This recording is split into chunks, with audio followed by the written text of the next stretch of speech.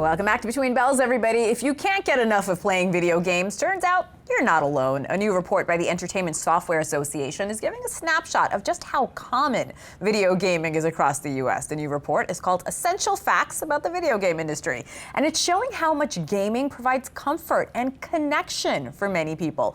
Joining us now is Stan Pierre-Louis, President and CEO of the Entertainment Software Association. Welcome, Stan. We're so excited to have you. The report shows that we're a nation of gamers. So what are the biggest demographics, and how has it shifted in the past few years? Well, it's great to be talking to you about games because everyone is playing games. Last year, the number was around 214 million people in the US playing. This year, it's 227 million, so a huge growth. And within that number, 67% of adults are playing games and 76% of those under 18 are playing games. So we're talking about a huge number, particularly compared to last year. And when you talk about the demographics of who's playing, really it's everyone. 45% are women, 55% are men, so it's almost half and half. Interestingly, 80% of gamers are over 18, and that really blows the lid off of what people assume are gamers.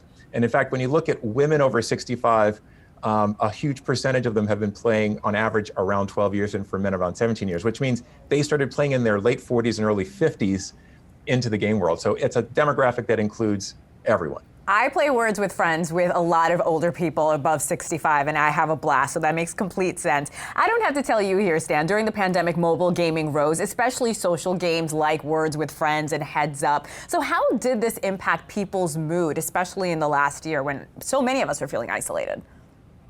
Well, one of the things we saw was also a growth in people playing together. Last year, we had a stat that 65% of people play together online or in person. This year, it jumped to 77%. So you're finding that the growth in games really is in large part not only the amazing technical aspects of the games and the storylines, but being able to connect with friends and create communities. And more, that's what you're finding is that people find games can transcend religion, age, race, even political affiliation, so much so that 90% of people think that differences don't matter, that playing creates a level playing field. The report says that parents felt gaming helped their kids transition into virtual learning. That was not an argument from parents when I was a kid. I love the shift. Why do you think that is?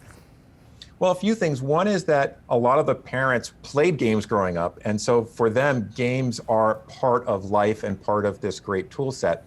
I think, and that number, by the way, went up from playing together with their kids from 55% to 74% this year. And so I think they're seeing it, they're seeing the impact directly, and they're also seeing that it helped in the transition to distance learning. So many kids, including mine, were ending up playing, going to school from home, and the ability to understand gameplay and connect with others made getting onto those platforms a lot easier. The other thing that's really interesting in the stats that we found is that 53% of parents found that games helped kids learn how to win and lose in a healthy way, because you're always grinding to get to the next level and you're failing. But you're having to build resilience to get to that next level. And there are a few things in life where you get to fail and try again and then succeed and feel good about it without having it be this detrimental thing all over. So I think games just bring a lot of learning tools, both in terms of academics and in terms of life. That's such a good point, right? You get up and try again and try to beat that level. Baker and I, my co-anchor, were just discussing Netflix expanding into the gaming world. Do you expect more streaming platforms to jump in here?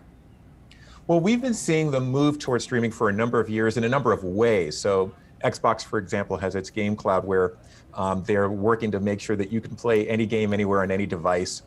We saw moves by Google towards this with Stadia. So I think what you're seeing is the way to access more people is to provide more platforms to play the games. Because at the end of the day, the games are going to drive the sales, but they need platforms in which to play.